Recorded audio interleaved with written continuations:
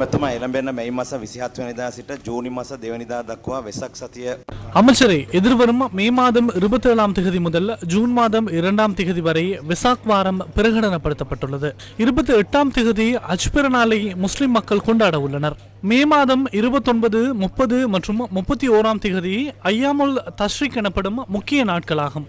இந்த 3 நாட்களிலேயே முஸ்லிம் மக்கள் மத நம்பிக்கைக்கு அமைய குர்பான் செய்கின்றனர். 30ஆம் தேதி போயா தினம்.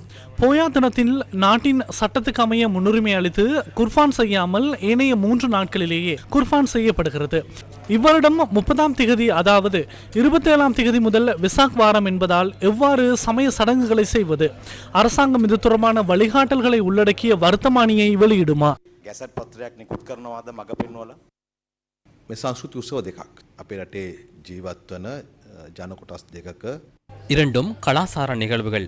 எமது நாட்டில் வாழும் 2 இனங்களின் கலாசார நிகழ்வுகள் ஒரே காலப்பகுதியிலே நடைபெறவுள்ளன. இவ்வாறு நடைபெறும் முதல் சந்தர்ப்பம் இதுவல்ல. இதற்கு முன்னரும் இவ்வாறான சந்தர்ப்பங்கள் ஏற்பட்டுள்ளன. புத்த சாசன சமய கலாசார அலுவல்கள் அமைச்சர் மகாநாயக்க தேரர்களை சந்தித்து இத்தொடர்பில் கலந்துரையாடி 2 கலாசார நிகழ்வுகளுக்கும் பிரச்சனைகள் ஏற்படாமல் முன்னெடுப்பதற்கான நடவடிக்கைகளை எடுப்பார் நினைக்கின்றேன். அமைச்சு அது தொடர்பாக தலையீட்டை செய்துள்ளது. எதிர்வரும் சில நாட்களில் அதனை கூற முடியும் நினைக்கின்றேன். கலாசார ரீதியிலான தேவையற்ற முரண்பாடுகள் ஏற்படுத்திக் கொள்ள தேவையில்லை. கலாசாரங்களை பாதுகாத்து எவருக்கும் பாதிப்பு ஏற்படாமல் முன்னெடுத்துச் செல்வதற்கான சூழலை ஏற்படுத்துவதே அரசாங்கத்தின் எதிர்பார்ப்பாகும்.